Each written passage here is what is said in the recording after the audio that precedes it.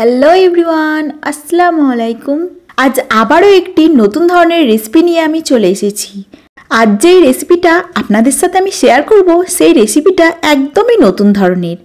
সেটি হলো লাল শাকের লুচি আর ধনিয়া পাতার চাটনি। চলুন রেসিপিটি শুরু করা যাক। প্রথমেই আমি সামান্য অল্প খানিকটা লাল শাক নিয়ে নিয়েছি। এটাকে প্রথমে আমি পেস্ট করে এর রসটা পার করে নিয়েছি। এটা কিন্তু রসটাকে পার করে নিতে হবে। তারপর এটার মধ্যে মেশাতে হবে 3 চামচ পরিমাণ ময়দা।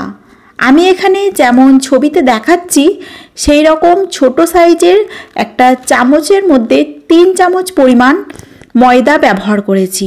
আমি এখানে 5 থেকে 6টা লুচি বানাবো, সেই জন্য এটা করেছি। আপনারা আপনাদের লুচির সংখ্যা অনুযায়ী ময়দাটা নিতে পারেন। এরপর এটাকে ভালোভাবে কিছুক্ষণ মেখে নেব। তারপর এর মধ্যে দিয়েছি স্বাদ মতো নুন, সামান্য একটু চিনি আর একটু সাদা তেল। তারপর এটাকে ভালো করে অনেকক্ষণ মেখে এটাকে প্রায় 1.5 থেকে 2 ঘন্টা মতো ঢাকা দিয়ে রেখে দিতে হবে। 2 ঘন্টা পর এটাকে এবার বেলে নিতে হবে। এই লুচিটা কিন্তু খুব একটু পাতলা করলে হবে না, একটু মোটা টাইপসের করতে হবে। এবার এটাকে গরম তেলের মধ্যে ভেজে নিলেই কিন্তু আমাদের লুচিটা রেডি হয়ে যাবে।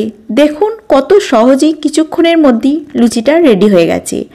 অন্যদিকে এবার ধনিয়া পাতার চাটনিটা বানাতে হবে, যেটা ছাড়া কিন্তু লুচিটা খেতে তেমন সুন্দর লাগবে না। ধনিয়া পাতার চাটনি বানানোর জন্য প্রথমে আমি ধনিয়া পাতাগুলো নিয়ে নিয়েছি। তারপর সামান্য একটু নুন, জিরা গুঁড়ো, একটা শুকনো লঙ্কা আর 5-6টা মতো ভাজা বাদাম দিয়ে দিয়েছি। বাদামটা কিন্তু অবশ্যই দেবেন, তাহলে স্বাদটা কিন্তু দ্বিগুণ হয়ে যাবে। তারপর সামান্য একটু জল দিয়ে এটাকে পেস্ট করে নিলেই আমাদের রেসিপিটা রেডি হয়ে যাবে।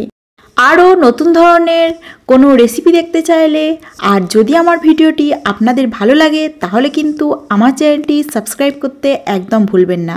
আর যদি আপনি আমার ভিডিওটি ফেসবুক থেকে দেখেন তাহলে কিন্তু অবশ্যই ফলো করবেন।